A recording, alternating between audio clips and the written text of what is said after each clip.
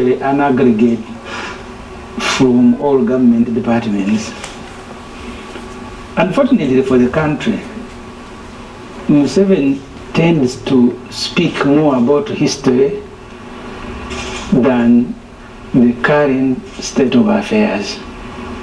So he likes judging himself against the failures of the government. But 40 years into power, you can only judge yourself against yourself. You can no longer judge yourself against Milton Obote. You can't judge yourself against Idi Amin. So Museveni now should be judging himself against himself. But he begins with history. So there are documents that I want to encourage everybody to read if you want to understand where Uganda is.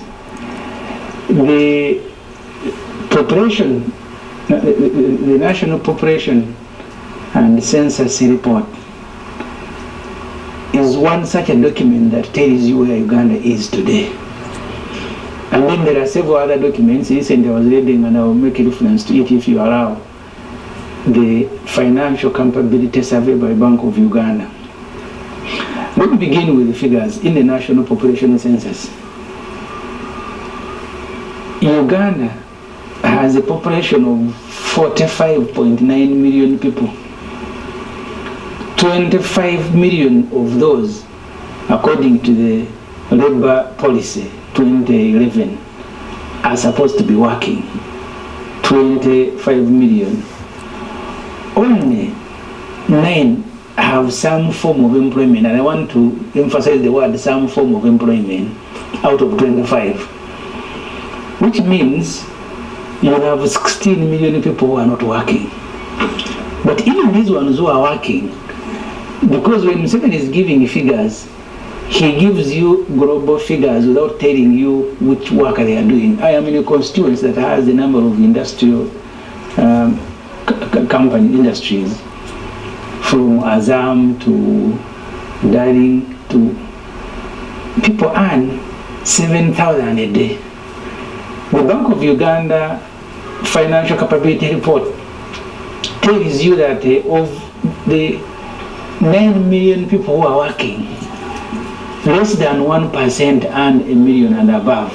Less than 1%. What does that report describe some form of employment as? People who go to Azam in the morning are about 3,000.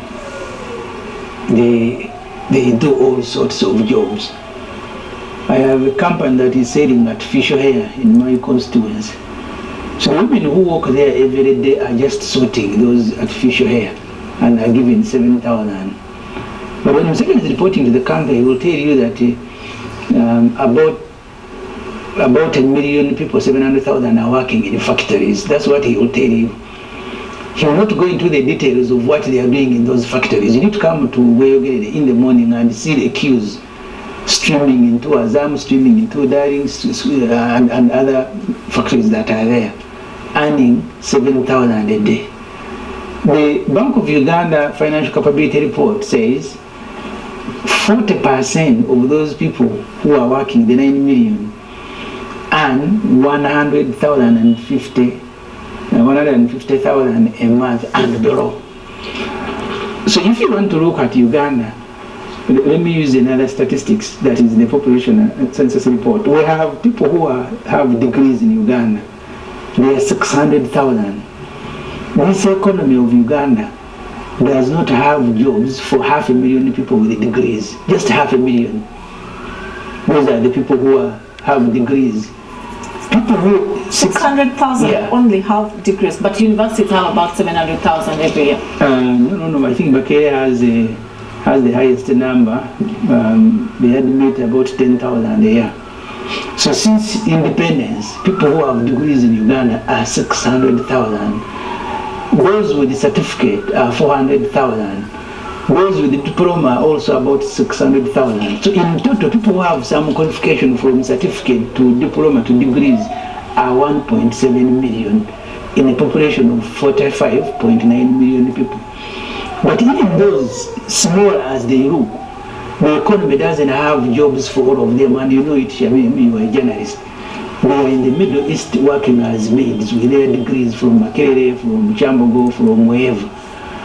So an economy that cannot employ, that does not have 2 million formal jobs, and it is easy to establish. Government employees, if you look at the Director General did the head count of government staff, civil service, they are less than 400,000, but you can average them and say 400,000. Those are the jobs in the government.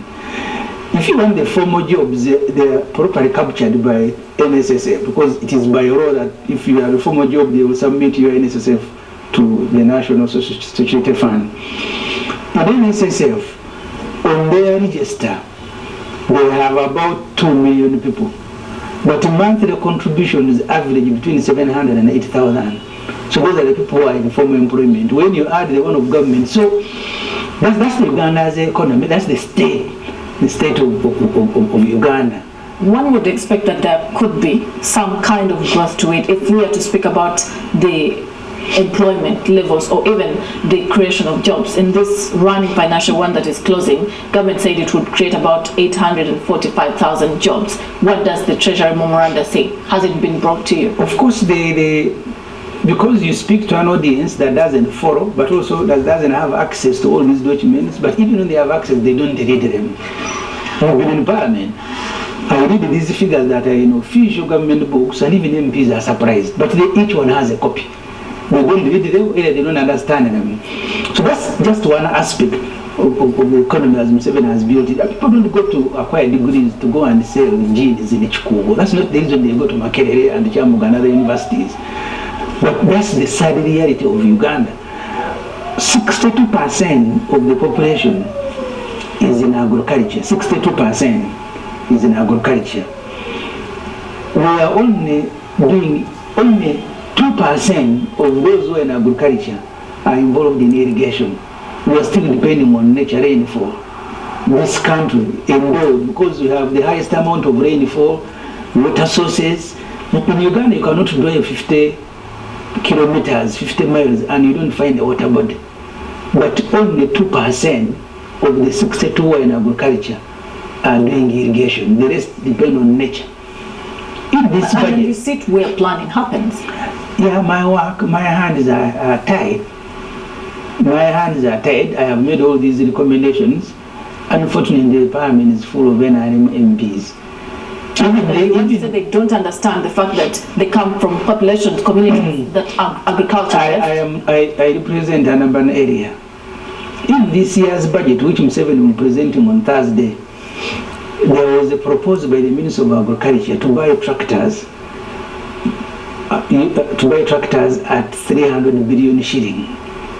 Museveni put only 60 billion. Even in this kind, and when I made 50 billion shillings to tractors. Yes, when I made the noise, when I MPs who had the opportunity to vote no, they were only shaking my hand in the corridor after voting yes. Stupid idiots. But we have a proposal to buy tractors for your own constituencies. I include in the minority report. You vote for 50 billion that Museveni has provided instead of 300 billion. And then I highlight it in my report, and all that you do is to shake my hand as we are walking out of Parliament. That Ssemujju, thank you very much, it was a very good report. So that's a trouble, the mental capacity and the courage of our leaders. So 62% of the population is in agriculture. Only, you are doing irrigation at only 2%. But you have markets in the Middle East. I was in Dubai recently. They have now started labeling Kenyan mangoes because in Dubai, every year, Pakistan alone exports mangoes to Dubai, 100 million US dollar, just mangoes alone. Now Kenya has entered that market. You go to a supermarket in Dubai and they will tell you these are Kenyan mangoes because they are better than sometimes Pakistan. We have capacity to do agriculture because that's where the biggest proportion of the population is. When Museveni comes, he's going to be speaking about export. Now milk to Algeria, now this. Even when America opened doors and we went to go where they were recruiting virgins under, I've forgotten the Kananathan. The American market was open for Uganda, but we had nothing to export. That's why at the end of the day, financing of the budget itself is going to be heavily through borrowing. Because you have a budget of 72 trillion, you're going to borrow about 30, because they use a formula that finance has provided, which is 40-60. That 60 should be URA taxes, but you never get those taxes, because next financial, the projection is that we will correct. I think now they have gone to 37. And then the rest of the money is borrowing from outside and from banks that are owned by foreigners. Because if you borrow from domestic banks, at the end of the day, they call them domestic because they are registered here, but they are foreign owned. It's like saying MTN is a Ugandan company. Certainly, you know, it is not. It's only resident in Uganda. So when you borrow from Stanbic Bank, it means, because this financial year we budgeted for 11 trillion interest payment, it means the South Africans who have brought some money here, they will just collect 11 trillion in interest and return home. So the education, health, agriculture, there is no sector where worth reporting that the country, and I want to advise, I saw on your screen they have put FDC. I am no longer FDC, I am PFF. So please let nobody call me FDC. I left that party long ago. So in all sectors you have problems. And these problems is what I presented to Parliament. Because in the budget of this next financial year, which starts next month, that Museveni will present in Parliament, you have 27 trillion, which is for debt servicing. Yes. You have 8.6 trillion wages for the 400,000 people working in the government, including us MPs. And then you have another about 4 trillion, which is for fuel, for workshops, for entertainment, special meals, etc.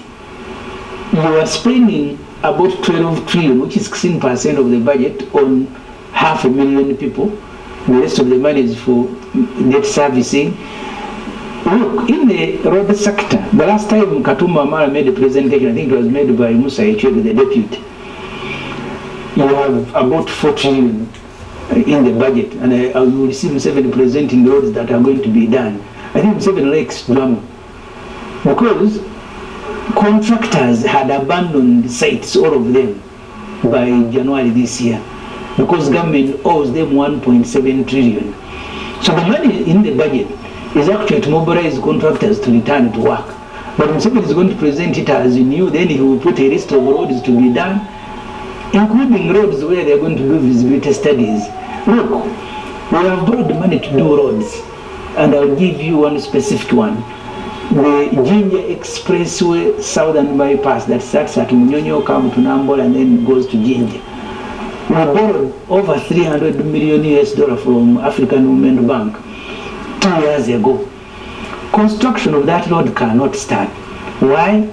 Because we don't have money to compensate people in the passage. So even what Museveni reads, it will excite people. But if you read all these documents and you put them together, you will know that our president likes drama. He will put, you are going to do Jinja Expressway, because there was a study, the amount of time we spent in traffic jam, moving between Wege and Chirinya, where I stay coming to town, and I spend 1 hour and a half. The country loses 1 trillion shilling in a year in traffic jam. Because if you stay in Mukono, which is a distance of less than 20 kilometers, and you work in Kampala, either you wake up at 5 or you spend 2 hours. You can just imagine 2 hours of work between Mukono and Kampala, and then 2 hours in the evening between Kampala and Mukono. So productive time is spent just traveling on bad roads, very narrow roads. And then, as I said, you are spending 12 trillion shilling on a few government employees, these ones who are staying in Nigeria. Each one has a 5,000 cc vehicle. It stays in Nigeria. In a year, we are spending 960 billion on fueling these vehicles. So a country of luxury. And I think the president, and I can understand because he's of old age, he went to sleep without notifying the country. So the state of the nation, as presented by Museveni, is just a wish list. But the concrete measures to change the situation on the ground are neither in budget reports, are neither in policy statements, are they in his speech. They are not there. Are we just from the economics that you are speaking about, that you say the president does not seem to bring it out how it's supposed to be? The president also talks about what the political environment and the state of security is in the country. And part of the problem that he has to deal with are probably individuals like yourself or activists like many others who continue to bring challenges to Uganda, challenges that are undermining security. I don't know how we would want him to report on that. The trouble is that Museveni and many other people tend to mix the security of the regime and the security of the country. There has been a lot of investment in securing the regime and less investment in securing the country. That's why you see Museveni lamenting that theft of cattle and matoke is rampant. Recently, because sometimes he also acts impulsively. So when he was at Harare and they told him they are stealing our cows and matoke, he said, now I want a police station at every parish. And then he mobilized policemen in Kampala to go to parishes, as if it's at sub-county. At sub-county. We have cameras. I had someone whose vehicle was stolen in Insasa, in my constituency. His home is near a camera. So I asked fellows who are running the cameras, can you show us who was moving? And they said at that time the camera was not on. So the security of the regime, the security of Museveni's administration, he has invested heavily through ISO, RDCs, including the military, including appointing his own son, not to grow the military, but to secure the regime. But the security of the country, there is less investment. And that's why I think the day the security of the regime crumbles, even the security of the country will crumble. And that will happen because it has happened to everybody. I think Gaddafi invested heavily in securing himself in power. So are all these African strong men. But the moment the investment is in securing you, securing the administration, the day that administration becomes weak, everything is going to disintegrate. So choosing the opposition, and that's why it is security of the regime. They focus less on crimes and focus more on the opposition and what they are doing. In all the constituencies, you can ask MPs, the BPCs, the ISO, right now they are all on alert because of the election, as if politics is a crime. They are all on alert. The other day we had a meeting at Katonga, PFF meeting. At the end of the meeting, we had been surrounded by police and military. Why? They saw 6. And they were from my constituency. They had put on overall with my picture. So at the end of the meeting, they are all rounded, they removed the overalls as if putting on an overall is a crime. And they told me those overalls are now at CPS in the political desk, political crime desk. They even have a political crime desk. I am not sure that they have other desks to deal with theft of cows and matoke, as Museveni was saying. But that's the mentality. That's how they have tuned the security people. They look at Katonga, at Nope headquarters and all our offices as crime scene. Even when there is nobody, you have worked in the evening, gone home, they will deploy people in the morning. So the security that Museveni speaks about is security of the regime, not security of the country. So in the simplest terms, if you were to report, like the president did report, and you had to report on what the state of the nation is, in the simplest terms, what would you describe it as? If you read both the Bank of Uganda, because they have an economic report, I think, quarterly. In all these reports, they are telling you we are at the edge. We're a country that is financed by borrowing, but we have reached a peak because borrowing now, they keep computing and recomputing to present a rosy picture that actually we are not highly indebted. But if you look at the figures provided by themselves, because sometimes on page 1 they will give you a different figure, and then on page 10 they will give you a different figure. We are now at 52% of our GDP, which they also keep recomputing. I saw this week they say now our GDP is 220 something trillion. At one time they will give it to you as 196. So when you're doing these figures of NRM, you have to have a calculator in your pocket because they keep changing by hour. But going by end of the figures, we have now borrowed and mortgaged ourselves up to 52% of our GDP. Okay. So the moment you are financing, because if you look at in the budget itself, I'll give you an example. I need to look at the local government again. Because the last financial year, this financial year we are completing, the allocation to local government, all these districts in Uganda was 6 trillion. But 5.4 trillion was money for salaries for teachers of primary and secondary. And so at the end of the day, just one of those that we have to pay attention to. But so we'll continue that conversation just shortly. We'll take a very short break, but when we come back, we shall be getting into the allocations that the Honorable Ibrahim Ssemujju Nganda right here on NBS Morning Breeze. And this particular segment, we shall be focusing on what the PFF is up and about with, what exactly their plan looks like as other parties are involved in what activities leading up to their primaries look like. What is the PFF up to? What activities are they scheduled to have as a political party now registered? What more can they offer? Honorable Ibrahim Ssemujju Nganda, one would want to know. PFF seems to be on the holding press conferences. For now, it's what we see you do Monday to another Monday. What exactly are you preparing? Other parties are up and about nominations, trying to organize their primaries. What exactly are you doing? Because you cover only the press conferences, that's why you think you're profiling us as a press conference political party. I have 56 villages in Chira municipality. I am presenting, even as I speak to you, if you went to Chira municipality at the office of the registrar of the electoral commission, you will find PFF presenting candidates for the youth elections.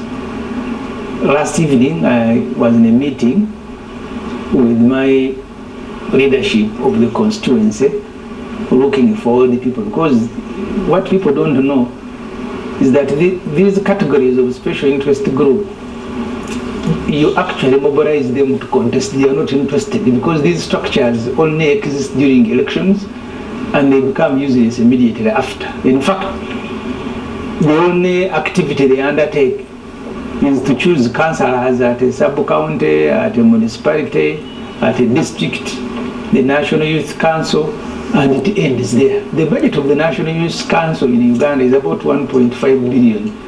That's the budget of the youth under Museveni. But there is a whole national structure of the youth from village to nation. But the budget for that entire infrastructure, for which we are going to spend money to put in place, 1.5 billion. So, but we are presenting candidates. I don't want to lose the question you have asked. And all my other colleagues are presenting candidates. Unfortunately, they were issued with a certificate, midway nominations, but we're trying to do as much as we can. So if you ask the PFF leaders across the country, they will tell you in some areas we will not fill because we are not ready. The certificate came late.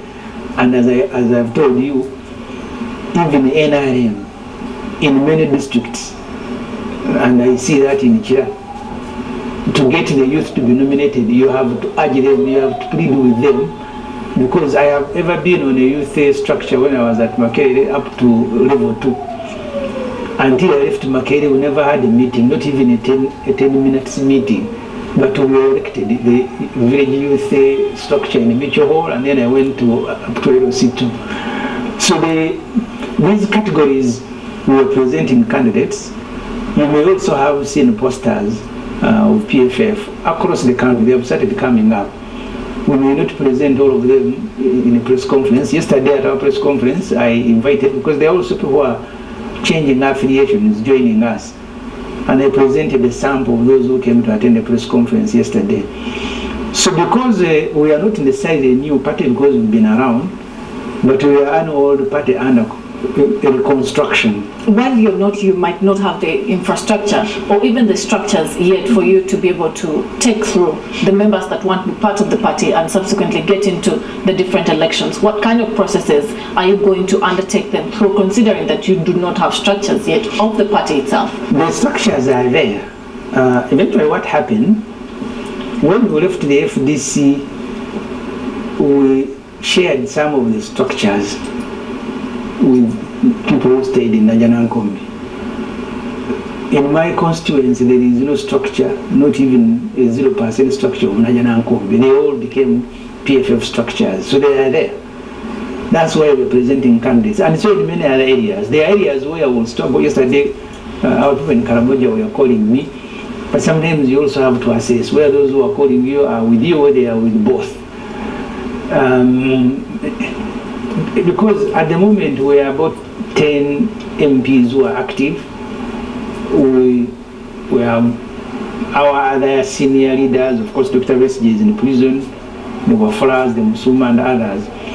So if you went to Soga, if you went to Bukedi, if you went to Rwenzori, if you went to Ankole, Chigezi, in Buganda here, the area in Acholi, West Nile, we were present in many of these areas.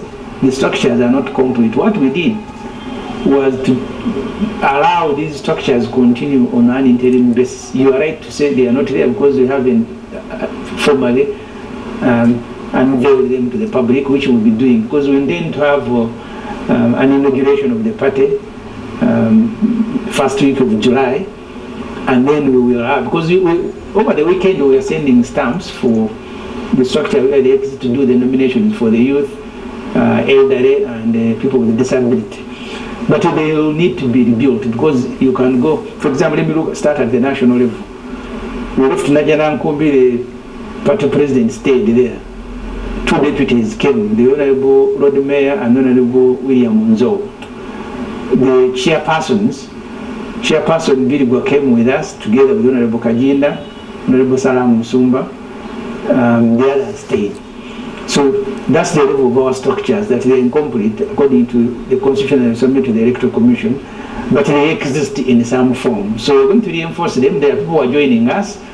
We must find space for them. In reinforcing, you're going to elect them, you're going to just make them substantial in pronouncing them? We are going to pronounce them on an interim basis, because we need to organize the elections. Unfortunately, you have the national elections also taking place at the same time, because I can tell you at the level of youth and people with disability and elderly, we are using skeleton structures that are there to identify candidates and processing them.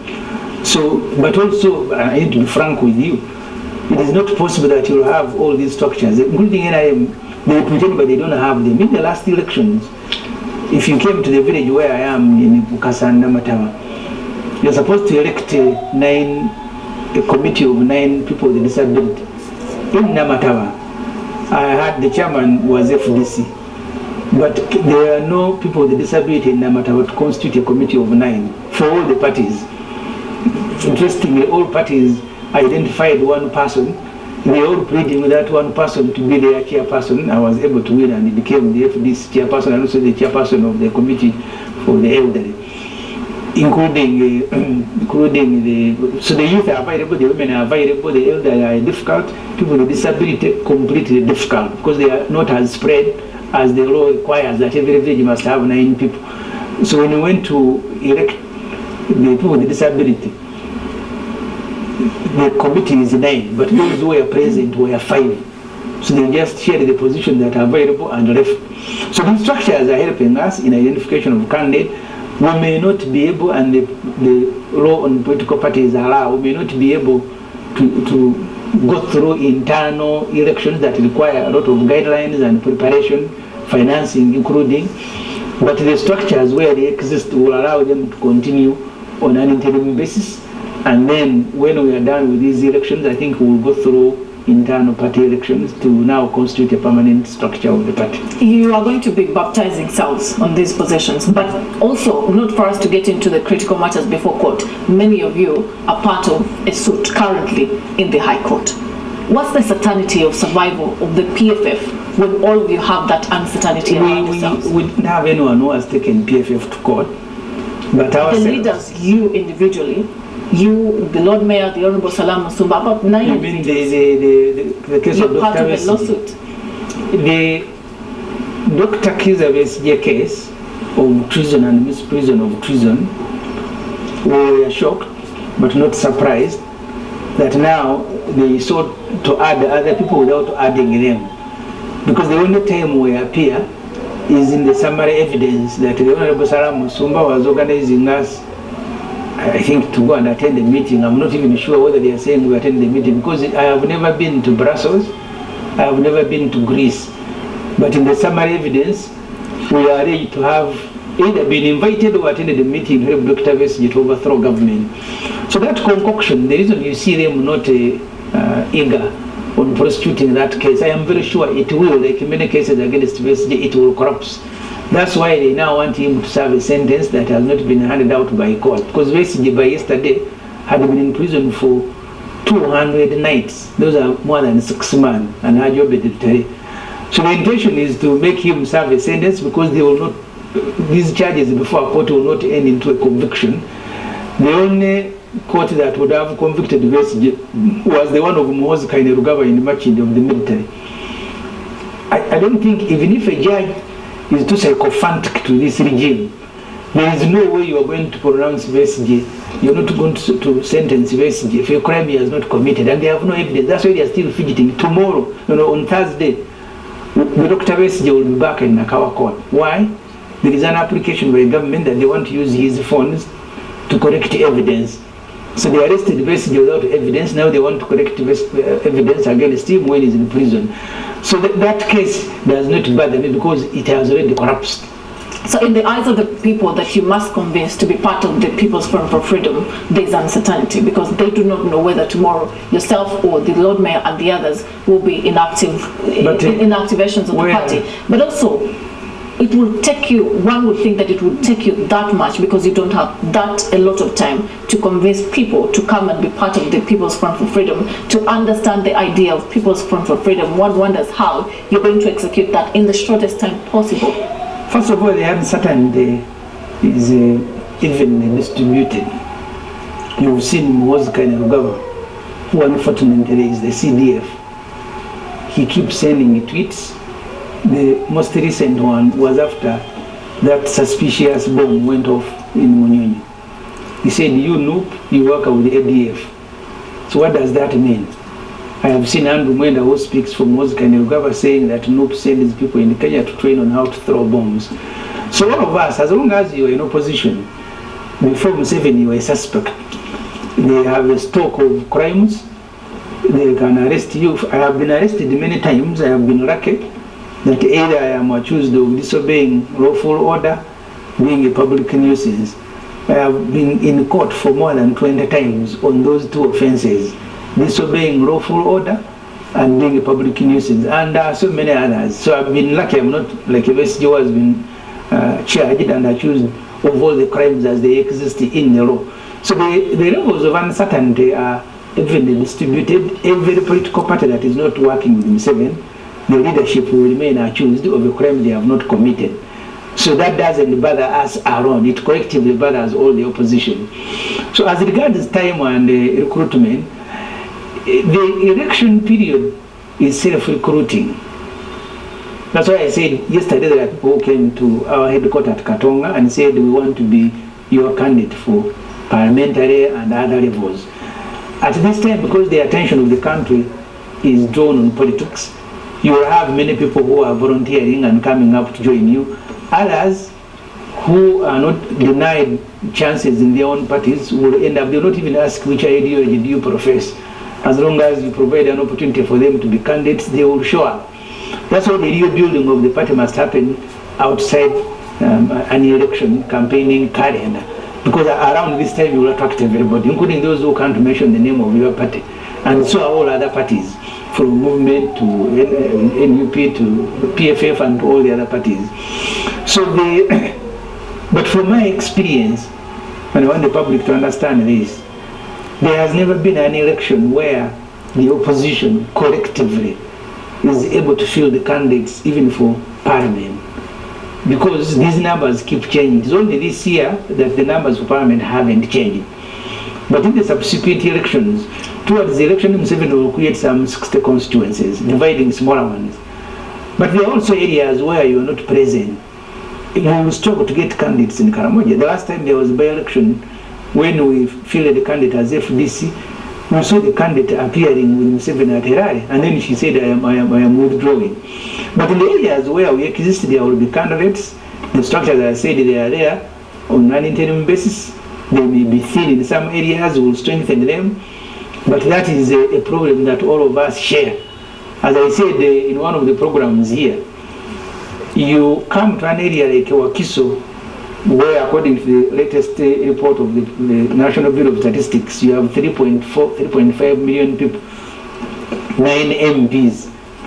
And then you go to Tororo, a district of 300,000, also with 9 MPs. So 3.4 million people are represented by 9, also 300. So in the in some of those small areas, including Karamoja has a population of 1.4 million with 26 MPs. You can imagine Wakiso 3.4, 9 MPs, Karamoja 1.4 million, 26 MPs. So what Museveni has done creatively is to create constituencies in areas where he is present, to create fictitious numbers. So someone looking at Parliament will judge the opposition as having failed because they keep asking you, how many candidates did you present for MPs? How many candidates did you present for local government? But if your very village is becoming a parish and a sub-county, because if you look at the Electoral Commission in their document, the strategic plan, their rough estimate was that the electoral positions in Uganda are going to be 3.7 million. Next year. Yes, it will reduce. But I'm not sure of any political party that has 2 million candidates that in the country you can go. The NRM will look like they have many because they are a state party. They can get everybody to participate the same way they recruit policemen and soldiers. So the PFF, we're going to undertake and participate in these elections at all levels. Our chairperson for the Electoral Commission, the Honorable Mekaba Zuguruka, announced a program. He has started sending forms electronically and physically, and we will be retrieving them the same way because we may not require someone from Kasese to board a bus to come to Kampala and pick a form to be a mayor of Kasese municipality. So that's what we are going to do. We will be able to report on the success after the exercise. At the moment I can report, I will be lying to you. So in terms of readiness, away from you being able to fill candidates at all levels, how about resource mobilization? How are you going to be able to deal with that? Are you going to resolve to have candidates support or pay themselves nominations? What kind of modalities are you putting in place? We will, at headquarters, try to look for funding, the same way I've been looking for funding.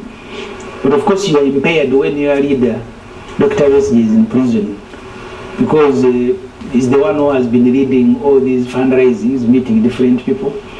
But the rest of us who are here, we will continue raising resources. Those who want to contest on the PFF ticket, wherever you are, you must understand that we are in a very difficult position. We will invite you to look for resources yourselves as well. Because the time I have been in the FDC for 3 elections, we have been paying nominations for parliamentary candidates except the sitting MPs. That we have been doing. I think basically started it in 2011. He raised the money personally and then he said we need to sponsor candidates at the parliamentary level. That luxury we may not afford, but we will try. So those who want to contest, please prepare, because we are a party under construction, and we are a party juggling party work and court. So we don't know what we should give more time because they are all important. Fighting for freedom doesn't mean that you focus on one front. PFF has leadership that is in prison, and simply one would still want to know whether actually, because there's uncertainty on him, but also knowing that he's not one who has declared that he would want again to participate in active politics, one would want to know whether PFF does have a candidate for the presidential elections, but also what's the possibility of a coalition between you and any other political party? First of all, 2005, Dr. Besigye was nominated when he was in prison. When you are in prison, most of the decisions about you are going to be taken by other people with the minimal consultation. On Friday, I went to see, on Thursday, I was in Nigeria to see Dr. Besigye. But my interaction with him was in the presence of prison warders. The only person who had the opportunity to speak to him in a room, which you don't know whether it is also wired, was the road mayor as a lawyer. But the rest of, so at the moment you cannot go to Nigeria to discuss politics with Dr. Besigye. except if you want the prison to go and report to Museveni everything you have said. So you're going to keep the conversation very general. Only lawyers are taken in a room of their choice, and you know what happens. They will take you in a room that they have wired. So it will be as if you are speaking to Museveni, or you are speaking to Besigye in the presence of Museveni and his son. So the decisions about Besigye are decisions that are going to be taken by the party. But we are in this situation not for the first time. As I have told you, 2005 for 206 election, Besigye gets nominated when he's in prison. When you're organizing our delegates conference last year, the 36 who were organizing the delegates conference were all kidnapped from Kisumu. We had to start. You don't know how, because we started now building the computers they were using, we are all taken. They haven't even returned them. So the delegates, we now started calling chairpersons at a district level, at a sub-county level, to begin reconstructing those lists. So we've operated. There was a time when Janankumbi, police came and took over the headquarters for 3 months. But you cannot say, because you're a party, if the headquarters is taken over, you will not work. So I know the intention is to cripple us, but we'll work because we are prepared for these circumstances more than any other person. So we will invite, and we have invited PFF promoters and supporters to express interest in all the positions as advertised by the Electoral Commission. At the end of that expression of interest, which will be ending this month, we will know which, because the party, you may call for expression of interest. I've told you Parliament, you have 529 and you get 300. Then you have 200 balance areas where you need to go physically and identify and persuade people to contest. So the good thing is that we have the qualifications. I don't think anyone would question if Ssemujju said, now I want to contest for president, or the road mayor, or Afura, or any other person, or Salam Musumba. Because I have said in earlier interviews, the good thing with us is that we have capacity to offer ourselves as candidates, but we have also capacity to run Uganda better than Museveni. Well, for me, that's the most important, because usually people tend to focus on candidature and they focus less on management of the country. But we have capacity, the wisdom, the knowledge to run Uganda better than Museveni and his family. The focus on Dr. Kizza Besigye is one that makes everybody seem like you are stuck without a candidate if he's absent out of it. But also because he has consistently said he's no longer interested in this elective politics. No, Besigye has said, even today, if you go to interview him, he'll tell you the same thing, that he sees no opportunity to remove Museveni through elections.